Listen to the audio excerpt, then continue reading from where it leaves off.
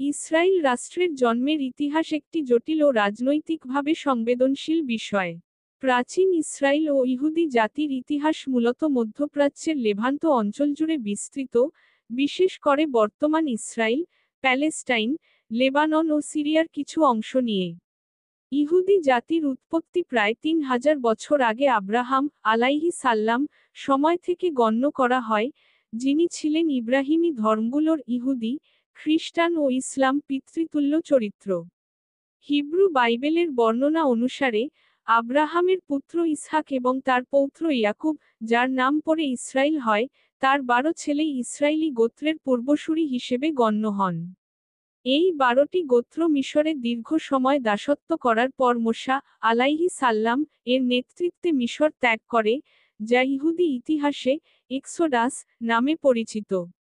এরপর তারা সিনাই মরুভূমিতে ঘুরে বেড়ায় এবং পরে কোনান, বর্তমান ফিলিস্তিন ও আশপাশের অঞ্চল ভূখণ্ডে প্রবেশ করে। এখানেই তারা একটি জাতি হিসেবে সংগঠিত হয় এবং প্রথমে ন্যায়বিচার ও ধর্মীয় নেতৃত্বের মাধ্যমে পরিচালিত হতো, যাকে শোফেট বা বিচারক যুগ বলা হয়। পরে তারা রাজতন্ত্র প্রতিষ্ঠা করে, প্রথম রাজা ছিলেন শাউল, এরপর দাউদ আলাইহিস সাল্লাম, এবং সর্বশেষে সুলাইমান আলাইহিস সাল্লাম, যার শাসনামলে ইসরায়েল ছিল সবচেয়ে ঐশ্বর্যশালী ও প্রভাবশালী। সুলাইমান আলাইহিস সাল্লাম জেরুজালেমে বিখ্যাত বায়তুল মুকাদ্দাস বা প্রথম মন্দির নির্মাণ করেন। তার মৃত্যুর পর রাজ্য দুই ভাগে বিভক্ত হয়ে পড়ে, উত্তরে ইসরায়েল এবং দক্ষিণে ইয়াহুদা বা জুদা। এই বিভাজনকাল থেকেই শুরু হয় দুর্বলতা ও বাইরের শক্তির আগ্রাসন। খ্রিস্টপূর্ব 722 সালে অ্যাসিরীয়রা উত্তর ইসরায়েল দখল করে নেয় এবং 586 খ্রিস্টপূর্বে ব্যাবিলনীয়রা দক্ষিণ রাজ্য ইয়াহুদা দখল করে, প্রথম মন্দির ধ্বংস করে এবং বহু ইহুদিকে বন্দী করে ব্যাবিলনে নিয়ে যায়, একে বলা হয় ব্যাবিলনীয় নির্বাসন।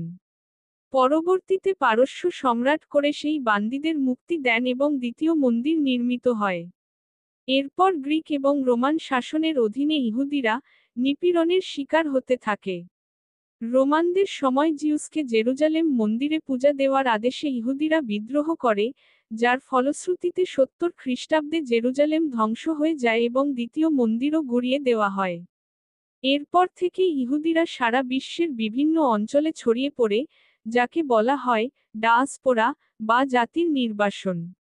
এই দীর্ঘ নির্বাসনকালেও তারা তাদের ধর্মীয় পরিচয়, সংস্কৃতি ও জাতিগত ঐতিহ্য ধরে রাখে এবং প্রতি বছর তাদের উৎসব ও প্রার্থনায় জেরুজালেমে ফিরে যাওয়ার আকাঙ্ক্ষা প্রকাশ করতে থাকে। প্রাচীন ইসরায়েলের ইতিহাস শুধু একটি রাষ্ট্রীয় বা সাম্রাজ্যিক ইতিহাস নয়, বরং এটি একটি ধর্মীয়, জাতিগত ও সাংস্কৃতিক ঐতিহ্যের ধারক। হিব্রু বাইবেল বা তানাখ এই ইতিহাসের প্রধান উৎস, যার মধ্যে ইতিহাস, ধর্মতত্ত্ব ও নৈতিক শিক্ষার সংমিশ্রণ রয়েছে। প্রাচীন ইসরায়েল কেবল একটি ভূখণ্ড নয়, বরং ইহুদি জাতির আত্মপরিচয়, বিশ্বাস এবং ঐতিহাসিক বেদনার মূল ভিত্তি হয়ে রয়েছে। আজকের ইহুদি জাতি বিশ্বজুড়ে ছড়িয়ে থাকলেও তাদের শিকড়, সংস্কার এবং ইতিহাস এই প্রাচীন ইসরায়েল থেকেই উৎসারিত। উচ্ছেদ ও নির্বাসন ইহুদিদের উচ্ছেদ ও নির্বাসনের ইতিহাস এক দীর্ঘ ও বেদনাময় অধ্যায়, যা প্রায় 3000 বছরের বিস্তৃত কাহিনী এবং মানবজাতির ইতিহাসে অন্যতম প্রাচীন জাতিগত নিপীড়নের উদাহরণ হিসেবে বিবেচিত হয়। ইহুদিদের প্রথম বড় উচ্ছেদ ঘটে খ্রিস্টপূর্ব 722 সালে, যখন অ্যাসিরীয় সাম্রাজ্য ইসরায়েলের উত্তর রাজ্য দখল করে নেয় এবং বহু ইসরায়েলি গোত্রকে জোরপূর্বক বিতাড়িত করে। এই গোত্রগুলোই পরে হারিয়ে যাওয়া 10 গোত্র নামে পরিচিত হয়। এরপর খ্রিস্টপূর্ব 586 সালে ব্যাবিলনীয় সম্রাট নবুখদনেজার দক্ষিণ রাজ্য ইয়াহুদা দখল করেন, প্রথম মন্দির ধ্বংস করেন এবং হাজার হাজার ইহুদিকে বন্দী করে ব্যাবিলনে নিয়ে যান, যেটি ইতিহাসে ব্যাবিলনীয় নির্বাসন নামে পরিচিত। যদিও পারস্য সম্রাট কোরেশ পরবর্তীতে ইহুদিদের স্বদেশে ফিরিয়ে এনে দ্বিতীয় মন্দির নির্মাণে সহায়তা করেন, তবুও তা সাময়িক স্থিতিশীলতা ছাড়া স্থায়ী শান্তি আনতে পারেনি। এরপর আলেকজান্ডার দ্য গ্রেট এর গ্রিক সাম্রাজ্য এবং পরে রোমান সাম্রাজ্যের অধীনে ইহুদিদের উপর ক্রমাগত নিপীড়ন ও ধর্মীয় নিষেধাজ্ঞা চলতে থাকে। বিশেষ করে খ্রিস্টপূর্ব 2য় শতকে সেলিউসিড শাসক আন্তিওকাস চতুর্থ ইহুদি ধর্মচর্চা নিষিদ্ধ করে, বায়তুল মুকাদ্দাসে জিউসের মূর্তি স্থাপন করেন এবং তা থেকে রক্ষা পেতে ইহুদিরা ম্যাকাবিয়ান বিদ্রোহ শুরু করে। যদিও তারা কিছুদিন স্বাধীনতা পায়, রোমানরা 63 খ্রিস্টপূর্বে অঞ্চলটি দখল করে নেয় এবং ধীরে ধীরে ইহুদিদের উপর শাসন কায়েম করে। 66 খ্রিস্টাব্দে ইহুদিদের একটি বৃহৎ বিদ্রোহের জবাবে রোমানরা 70 খ্রিস্টাব্দে জেরুজালেম ধ্বংস করে দ্বিতীয় মন্দির গুঁড়িয়ে দেয়, এবং হাজার হাজার ইহুদিকে হত্যা ও দাসত্বে পরিণত করে সমগ্র রোমান সাম্রাজ্যে ছড়িয়ে দেয়। পরবর্তীতে 135 খ্রিস্টাব্দে বার কোখবা বিদ্রোহের সময় ইহুদিদের আরও একবার নির্মমভাবে দমন করা হয়, জেরুজালেমের নাম পরিবর্তন করে অ্যালিয়া ক্যাপিটলিনা রাখা হয়, এবং ইহুদিদের সেখানে প্রবেশ নিষিদ্ধ করা হয়। এই ধ্বংস ও ছড়িয়ে পড়াকেই ডায়াসপোরা বা ইহুদি জাতির নির্বাসনের সূচনা ধরা হয়। পরবর্তী শতাব্দীগুলোতে ইহুদিরা মধ্যপ্রাচ্য, ইউরোপ, উত্তর আফ্রিকা ও পরবর্তীকালে এশিয়াতেও ছড়িয়ে পড়ে। মুসলিম শাসনামলে অনেক জায়গায় ইহুদিরা ধর্মীয় স্বাধীনতা পেলেও ইউরোপে ক্রুসেড, ব্ল্যাক ডেথ, ধর্মীয় গোঁড়ামি ও রাষ্ট্রীয় নির্যাতনের কারণে বারবার উচ্ছেদ ও নিপীড়নের শিকার হয়। 1290 সালে ইংল্যান্ড, 1306 সালে ফ্রান্স, 1492 সালে স্পেন থেকে ইহুদিদের উচ্ছেদ করা হয়, যেখানে তাদের জমি, সম্পত্তি ছিনিয়ে নেওয়া হয় এবং অনেককে খ্রিস্টান ধর্ম গ্রহণে বাধ্য করা হয়। স্পেনের ইনজুইজিশনের সময় হাজার হাজার ইহুদি নির্যাতিত হয় ও হত্যা করা হয়। ইউরোপ জুড়ে মধ্যযুগে ব্লাড লাইবেল, অর্থাৎ ইহুদিরা শিশু হত্যা করে ধর্মীয় আচার পালন করে, এমন ভিত্তিহীন অভিযোগে গণহত্যা চালানো হয়। রাশিয়া ও পূর্ব ইউরোপে 19তম শতকে পোগ্রোম নামে পরিচিত ভয়াবহ গণনিপীড়ন চলে, যেখানে ইহুদিদের বসতি জ্বালিয়ে দেওয়া হয়, হত্যাযজ্ঞ চালানো হয় এবং সমাজচ্যুত করা হয়।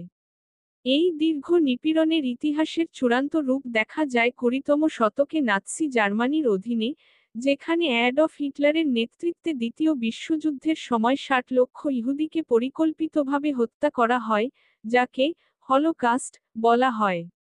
কনসেন্ট্রেশন ক্যাম্পে gas chamber, Nazi medical experiment এবং গঙ্কবরগুলো মানব ইতিহাসের সবচেয়ে ভয়াবহ জাতিগত নিধনের সাক্ষ্য বহন করে। এই নিপীড়নের বিরুদ্ধে প্রতিরোধ এবং নিজস্ব ভূমিতে ফিরে যাওয়ার আকাঙ্ক্ষাই জায়নবাদ আন্দোলনের জন্ম দেয়, যার ফলশ্রুতিতে 1948 সালে ইসরায়েল রাষ্ট্র প্রতিষ্ঠিত হয়। তবে এই রাষ্ট্রের জন্ম নতুন করে এক মানবিক সংকটের সূচনা করে, ফিলিস্তিনিদের উচ্ছেদ, উদ্বাস্তু সমস্যা ও আরব ইসরায়েল সংঘাত। ইহুদিদের উচ্ছেদ ও নির্বাসন কেবল একটি জাতির গাথা নয়, বরং এটি ধর্ম, রাজনীতি, জাতিগত বিদ্বেষ ও মানবাধিকারের জটিল মেলবন্ধনের ইতিহাস, যা একদিকে ইহুদি আত্মপরিচয়, ঐক্য ও ফিরে যাওয়ার আকাঙ্ক্ষার প্রতীক, অন্যদিকে তা মানব সভ্যতার অন্ধকার অধ্যায়গুলোর এক ভয়াবহ স্মারক। এই ইতিহাস মানুষকে শিক্ষা দেয় ধর্মীয় সহনশীলতা, মানবিক মূল্যবোধ ও জাতিগত ন্যায়বিচার কতটা জরুরি, এবং কোনো জাতিকে তাদের শিকড় থেকে উচ্ছেদ করা কিভাবে বিশ্বব্যাপী দীর্ঘস্থায়ী সংকট তৈরি করতে পারে। জায়নবাদ আন্দোলন, জায়নিজম, একটি রাজনৈতিক ও ধর্মীয় জাতীয়তাবাদী আন্দোলন, যার মূল লক্ষ্য ছিল ইহুদি জাতির জন্য তাদের ঐতিহাসিক স্বদেশভূমি প্যালেস্টিনে একটি স্বাধীন রাষ্ট্র প্রতিষ্ঠা করা। এটি ঊনবিংশ শতাব্দীর শেষভাগে ইউরোপে ইহুদি নিপীড়নের প্রতিক্রিয়ায় গড়ে ওঠে এবং ধীরে ধীরে একটি সংগঠিত আন্তর্জাতিক আন্দোলনে পরিণত হয়, যার ফলশ্রুতিতে 1948 সালে ইসরায়েল রাষ্ট্রের জন্ম ঘটে। যদিও ইহুদি ধর্মে জায়ন শব্দটি বহু পুরনো, বাইবেলে জায়ন বলতে জেরুজালেম বা ইহুদি জাতির প্রতীক হিসেবে ব্যবহৃত হতো, তবুও আধুনিক জায়নবাদ আন্দোলনের সূচনা হয় একটি রাজনৈতিক চিন্তাধারার মাধ্যমে, যা ধর্মীয় আবেগের সঙ্গে যুক্ত হলেও মূলত ছিল বাস্তববাদী একটি জাতীয়তাবাদী প্রয়াস। 1880 এর দশকে রাশিয়া ও পূর্ব ইউরোপে ব্যাপক পোগ্রোম বা ইহুদি নিপীড়নের ফলে হাজার হাজার ইহুদি গৃহহীন, নিপীড়িত ও উদ্বাস্তু হয়ে পড়ে। এই প্রেক্ষাপটে ইউরোপের ইহুদি বুদ্ধিজীবী ও নেতারা বিশ্বাস করতে শুরু করেন যে, ইউরোপে ইহুদিদের স্থায়ী নিরাপত্তা ও সম্মানজনক অবস্থান সম্ভব নয়, তাদের একটি নিজস্ব রাষ্ট্র দরকার যেখানে তারা স্বাধীনভাবে বসবাস করতে পারবে।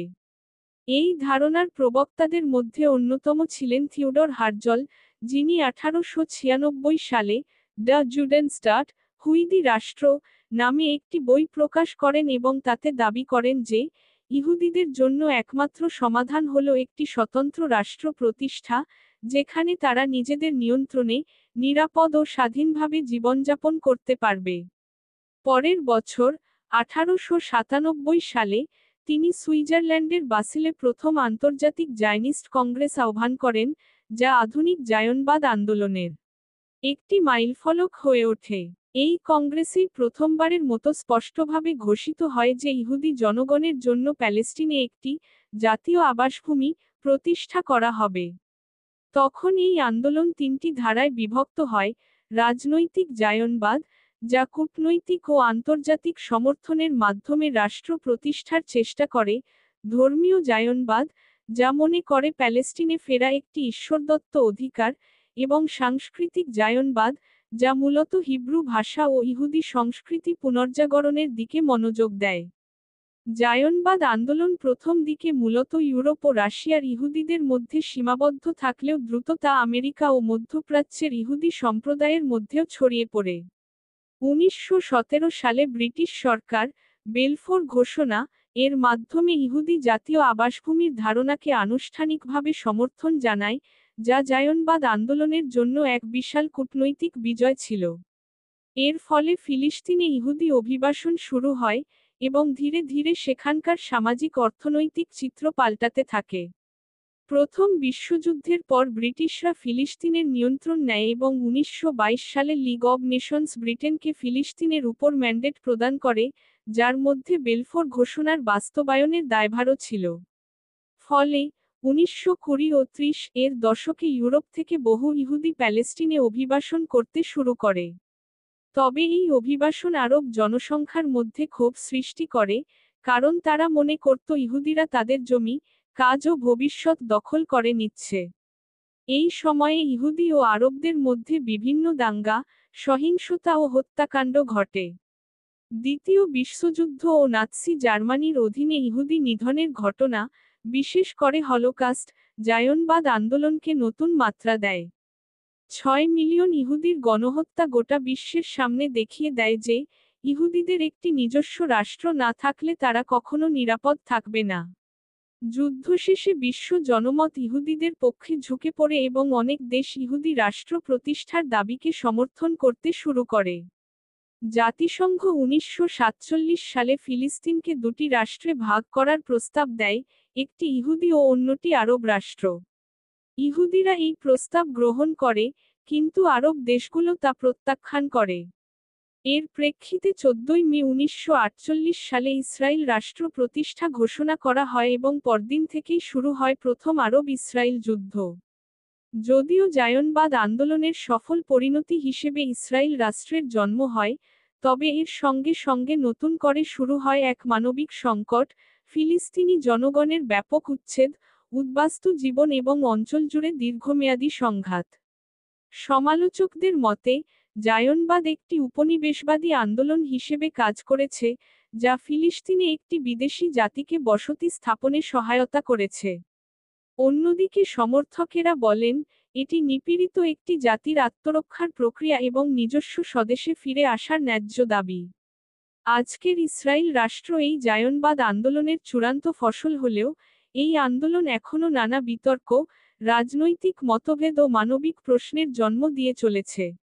অনেক ইহুদি এখনও ধর্মীয় বিশ্বাস থেকে জায়নবাদকে সমর্থন করে না, তাদের মতে, কেবল ঈশ্বরের অনুমতিক্রমেই মসীহ এসে ইহুদিদের স্বদেশে ফিরিয়ে আনবেন, তাই মানবহস্তক্ষেপে রাষ্ট্র প্রতিষ্ঠা ঈশ্বরবিরোধী কাজ। আবার কিছু ইহুদি মনে করে, ইসরায়েলে রাষ্ট্র থাকলেও বিশ্বজুড়ে ইহুদিদের স্বার্থ রক্ষায় আন্তর্জাতিক জায়নবাদী আন্দোলনের প্রয়োজন এখনও রয়েছে।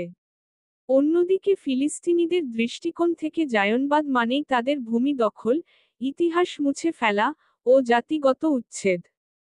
ফিলিস্তিনের বিপুল জনগোষ্ঠী এখনও উদ্বাস্তু হিসেবে জীবন যাপন করছে, যাদের পূর্বপুরুষদের জন্মভূমিতে ফিরে যাওয়ার অধিকার অস্বীকৃত।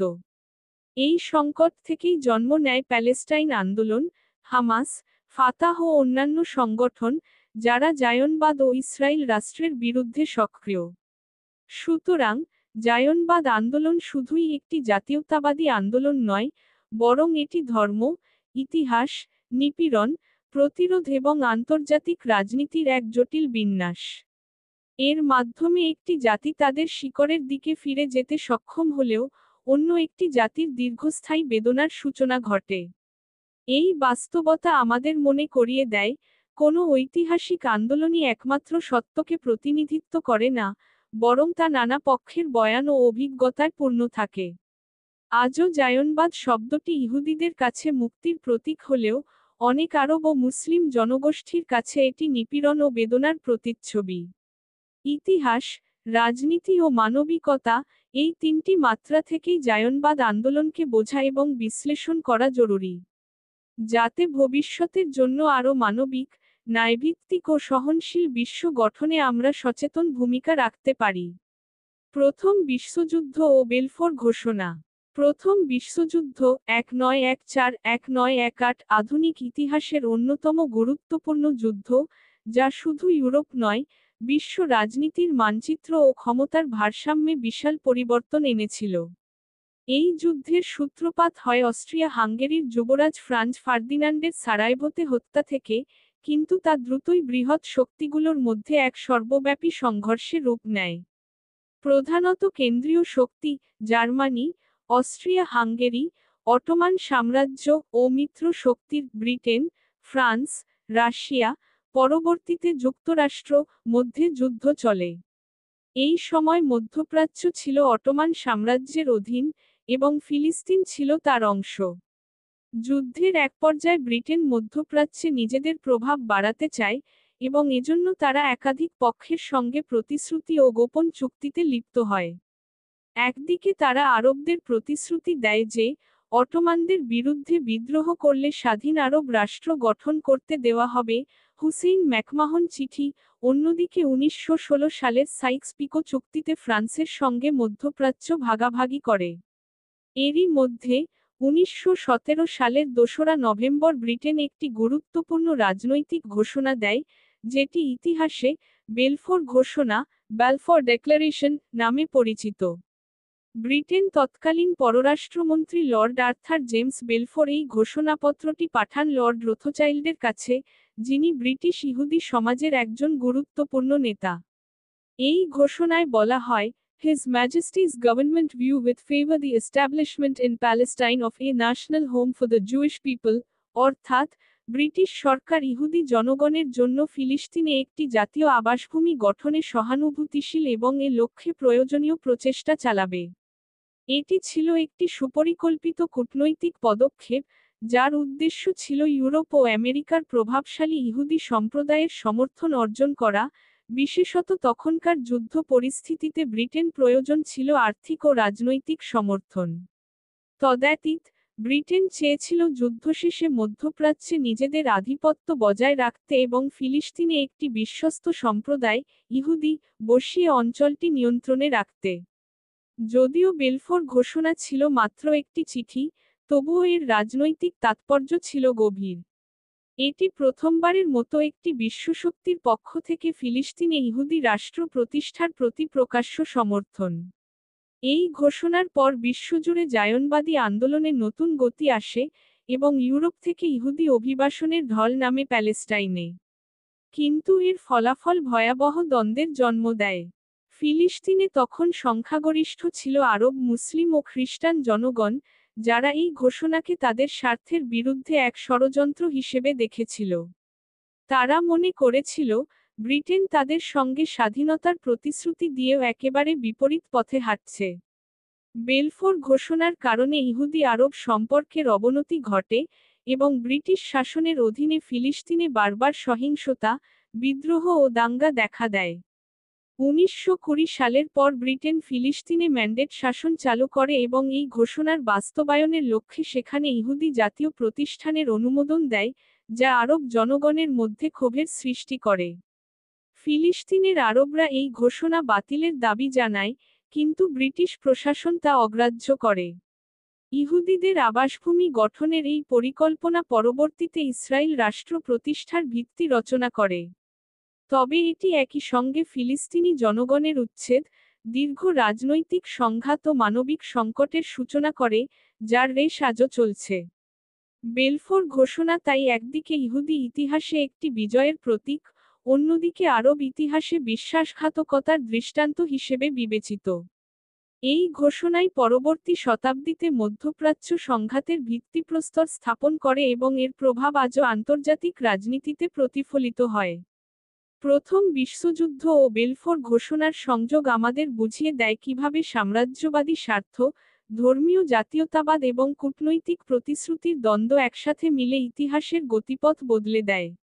ব্রিটেন যুদ্ধজয়ের কৌশল হিসেবে বিভিন্ন পক্ষকে ভিন্ন ভিন্ন প্রতিশ্রুতি দিয়ে নিজ স্বার্থ হাসিল করে, কিন্তু যুদ্ধ শেষে এই প্রতিশ্রুতিগুলোর সংঘাত মধ্যপ্রাচ্যে এক দীর্ঘমেয়াদী রক্তক্ষয়ী ইতিহাসের সূচনা ঘটায়।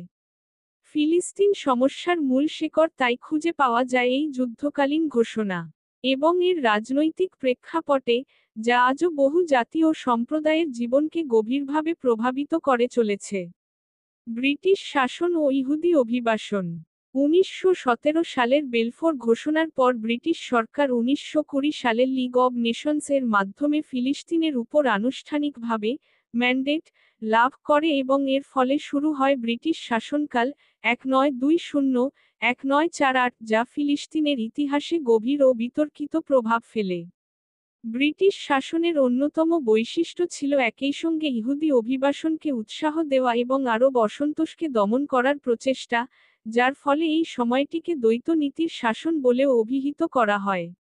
বেলফোর ঘোষণার ভিত্তিতে ব্রিটিশ প্রশাসন ফিলিস্তিনে ইহুদি জাতীয় আবাসভূমি গঠনের জন্য একটি কাঠামো তৈরি করে এবং জায়নবাদী প্রতিষ্ঠানগুলোকে, যেমন ইহুদি এজেন্সি, জুয়েশ এজেন্সি, হাগানাহ মিলিশিয়া, ইহুদি কৃষি ও আবাসন প্রকল্প, আইনগত অনুমোদন দেয়। এর ফলে 1920 থেকে 1939 সালের মধ্যে ইউরোপ, রাশিয়া এবং পরবর্তীকালে নাৎসি নিপীড়নের কারণে জার্মানি ও পূর্ব ইউরোপ থেকে লক্ষ লক্ষ ইহুদি ফিলিস্তিনে অভিবাসন করে। এই সময়কালকে বলা হয় আলিয়া অর্থাৎ স্বদেশে ফিরে যাওয়া।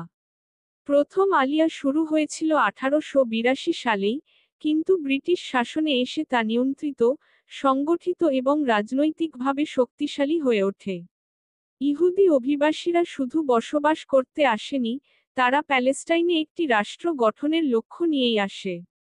তারা জমি কিনে ইহুদি বসতি স্থাপন করে, হিব্রু ভাষা পুনরুজ্জীবন করে, স্কুল, হাসপাতাল, বিশ্ববিদ্যালয় ও সামরিক কাঠামো তৈরি করে, যা ধীরে ধীরে এক বিকল্প প্রশাসনিক কাঠামোর জন্ম দেয়। অন্যদিকে আরব ফিলিস্তিনিরা এই অভিবাসনকে তাদের অস্তিত্বের জন্য হুমকি হিসেবে দেখতে শুরু করে, কারণ তারা জমি হারায়, চাকরি হারায়, এবং তাদের রাজনৈতিক অবস্থান দুর্বল হতে থাকে।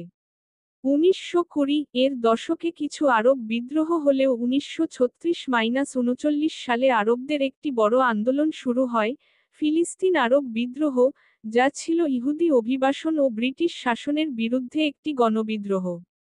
এই আন্দোলনে হাজার হাজার ফিলিস্তিনি আরব ব্রিটিশদের দ্বারা গ্রেপ্তার ও নিহত হন এবং নেতাদের নির্বাসনে পাঠানো হয়। বিদ্রোহ দমন করলেও ব্রিটিশ সরকার বিষয়টির গুরুত্ব অনুধাবন করে 1939 সালে একটি হোয়াইট পেপার প্রকাশ করে, যাতে বলা হয় ফিলিস্তিনে ইহুদি অভিবাসন সীমিত করা হবে এবং 10 বছরের মধ্যে একটি স্বাধীন ফিলিস্তিন রাষ্ট্র গঠনের লক্ষ্য নির্ধারণ করা হবে, যেখানে আরব ও ইহুদিরা যৌথভাবে অংশ নেবে। কিন্তু এই ঘোষণায় ইহুদিরা ক্ষুব্ধ হয়, বিশেষত তখন ইউরোপে ইহুদি নিধন, হলোকাস্ট শুরু হয়েছে এবং তাদের কাছে ফিলিস্তিনে অভিবাসনই ছিল বাঁচার শেষ ভরসা। ফলে, ইহুদিরা গোপনে অবৈধ উপায়ে ব্রিটিশ নিষেধাজ্ঞা উপেক্ষা করে অভিবাসন চালিয়ে যায় এবং এই সময় হাগানা, ইরজুন ও লেহি নামে ইহুদি সশস্ত্র সংগঠন গড়ে ওঠে, যারা ব্রিটিশ প্রশাসনের বিরুদ্ধেও সশস্ত্র অভিযান চালায়। দ্বিতীয় বিশ্বযুদ্ধের পর ইহুদি উদ্বাস্তুর সংখ্যা বৃদ্ধি পায়, কিন্তু ব্রিটেন তাদের প্রবেশে বাধা দেয়, যার ফলে আন্তর্জাতিকভাবে ব্রিটিশ নীতির বিরোধিতা বাড়ে। 1946 সালে ডেভিড হোটেল বিস্ফোরণসহ একাধিক হামলায় ব্রিটিশ শাসন দুর্বল হয়ে পড়ে এবং আন্তর্জাতিক চাপে ব্রিটেন 1947 সালে জাতিসংঘে ফিলিস্তিন সমস্যার সমাধান প্রশ্নটি তোলে। জাতিসংঘ 1947 সালের 29 নভেম্বর ফিলিস্তিনকে ইহুদি ও আরব দুইটি রাষ্ট্রে ভাগ করার পরিকল্পনা পাশ করে, যেখানে জেরুজালেম আন্তর্জাতিক নিয়ন্ত্রণে থাকবে। ইহুদিরা এই পরিকল্পনা মেনে নেয়, কিন্তু আরবরা তা প্রত্যাখ্যান করে। এর মধ্যেই 14 মে 1948 সালে ব্রিটিশরা ফিলিস্তিন ত্যাগ করে এবং একই দিনে ইসরায়েল রাষ্ট্র প্রতিষ্ঠা ঘোষণা করা হয়। ইহুদি অভিবাসনের ফলে গঠিত জনসংখ্যাগত ও সাংস্কৃতিক পরিবর্তন এবং ব্রিটিশ প্রশাসনের পক্ষপাতদুষ্ট ভূমিকা এই সময় ফিলিস্তিনে আরব ইহুদি বৈরিতাকে তীব্র করে তোলে, যার ফলস্বরূপ প্রথম আরব ইসরায়েল যুদ্ধ শুরু হয় এবং 7 লাখের বেশি ফিলিস্তিনি তাদের ঘরবাড়ি হারিয়ে উদ্বাস্তু হয়ে পড়ে, যাকে আরবরা বলেন নাকবা বা বিপর্যয়। ব্রিটিশ শাসন তাই একদিকে ইহুদি রাষ্ট্র গঠনের পথ প্রশস্ত করেছিল, অন্যদিকে ফিলিস্তিনি জাতির ইতিহাসে এক নির্মম অধ্যায় তৈরি করেছিল। ইহুদি অভিবাসনের ফলস্বরূপ মধ্যপ্রাচ্যের ভূরাজনীতি, জাতিসত্তা ও নিরাপত্তার কাঠামো আমূল পরিবর্তিত হয়ে যায় এবং এটি আজও চলমান সংঘাতের অন্যতম মূল কারণ। ইতিহাস বিশ্লেষণ করলে বোঝা যায়, ব্রিটিশ সাম্রাজ্যবাদ এই অঞ্চলে নিজেদের স্বার্থে বহু প্রতিশ্রুতি দিয়েছিল, ইহুদি, আরব উভয়ের দিকেই, কিন্তু শেষ পর্যন্ত বিভাজন, বৈরিতা ও সংঘাত রেখে যায়। এই বাস্তবতা থেকে শিক্ষা নেওয়া জরুরি, যাতে ভবিষ্যতের জন্য ইতিহাসের ভুলগুলো না পুনরাবৃত্ত হয় এবং শান্তিপূর্ণ সহাবস্থানের পথ খোঁজা যায়। জাতিসংঘ পরিকল্পনা। দ্বিতীয় বিশ্বযুদ্ধের পর ইহুদি নিধনের বিভীষিকা, হলোকাস্ট, বিশ্ব বিবেককে নাড়িয়ে দেয়, এবং ব্রিটিশ শাসনের অধীনে ফিলিস্তিনের ক্রমবর্ধমান সংকট আন্তর্জাতিক স্তরে আলোচনার বিষয় হয়ে ওঠে। ব্রিটেন তখন নিজেই এই সমস্যার সমাধানে ব্যর্থ ও ক্লান্ত হয়ে পড়ে, বিশেষত ইহুদি অভিবাসন ও আরবদের প্রতিবাদের মাঝখানে তারা নিজেদের অবস্থান ধরে রাখতে না পেরে 1947 সালের ফেব্রুয়ারিতে ফিলিস্তিন প্রশ্ন জাতিসংঘের হাতে তোলে। জাতিসংঘ তখন একটি বিশেষ কমিটি গঠন করে, UNSCOP, United Nations Special Committee on Palestine, যারা ফিলিস্তিন পরিদর্শন করে এবং দুই পক্ষের মতামত সংগ্রহ করে একটি সুপারিশ তৈরি করে। যদিও আরব দেশগুলো এই কমিটিকে বর্জন করে, তবুও তারা ইহুদি অভিবাসনের বিরোধিতা এবং ফিলিস্তিনকে একটি অবিভক্ত স্বাধীন আরব রাষ্ট্র হিসেবে রাখার দাবি তোলে। অন্যদিকে ইহুদি নেতারা, বিশেষত জায়নবাদী নেতারা, একটি পৃথক ইহুদি রাষ্ট্র গঠনের দাবি জোরালোভাবে উপস্থাপন করে। অবশেষে 1947 সালের 29 নভেম্বর জাতিসংঘের সাধারণ পরিষদে গৃহীত হয় ঐতিহাসিক রেজলিউশন 181, যা জাতিসংঘ বিভাজন পরিকল্পনা নামে পরিচিত। এই পরিকল্পনা অনুযায়ী ফিলিস্তিনকে দুটি আলাদা রাষ্ট্রে ভাগ করার প্রস্তাব দেওয়া হয়, একটি ইহুদি রাষ্ট্র এবং একটি আরব রাষ্ট্র, এবং জেরুজালেমকে আন্তর্জাতিক অঞ্চল, কর্পাস সেপারেটাম, হিসেবে বিবেচনা করে জাতিসংঘের প্রশাসনের অধীনে রাখা হবে। ইহুদি রাষ্ট্রের জন্য বরাদ্দ করা হয় মোট জমির প্রায় 56%, যেখানে তখন ইহুদিদের জনসংখ্যা ছিল মোট জনসংখ্যার মাত্র 1/3, অর্থাৎ প্রায় 6 লাখ। অন্যদিকে আরব রাষ্ট্রের জন্য বরাদ্দ হয় প্রায় 43% জমি, যেখানে বাস করত প্রায় 12 লাখ ফিলিস্তিনি আরব। এই পরিকল্পনায় ইহুদি রাষ্ট্রের মধ্যে বেশ কিছু আরব বসতি, আরব রাষ্ট্রের মধ্যে কিছু ইহুদি বসতি, এবং মাঝখানে জেরুজালেম, এক জটিল ও ভৌগোলিকভাবে ছিন্ন বিচ্ছিন্ন মানচিত্র তৈরি হয়। ইহুদিরা এই পরিকল্পনা মেনে নেয়, কারণ এটি তাদের বহু প্রতীক্ষিত রাষ্ট্র প্রতিষ্ঠার আন্তর্জাতিক স্বীকৃতি প্রদান করে।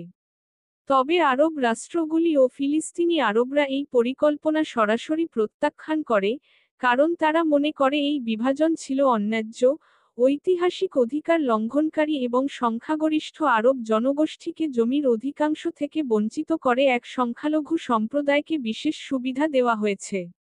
আরব লীগ ও ফিলিস্তিনি নেতারা জাতিসংঘের এই রেজলিউশনের বিরুদ্ধে আন্দোলন গড়ে তোলে এবং ঘোষণা দেয় যে তারা কোনো অবস্থাতেই ফিলিস্তিনকে ভাগ হতে দেবে না।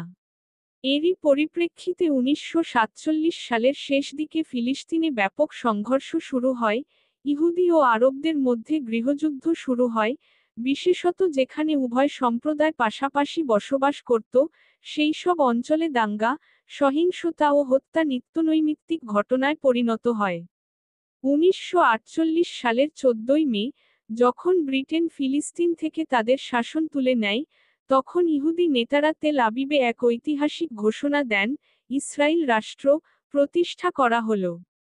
এর পরদিনই 15 মে আশেপাশের 5টি আরব দেশ, মিশর, জর্দান, সিরিয়া, লেবানন এবং ইরাক, ইসরায়েলের বিরুদ্ধে যুদ্ধ ঘোষণা করে, যা হয়ে ওঠে প্রথম আরব ইসরায়েল যুদ্ধ।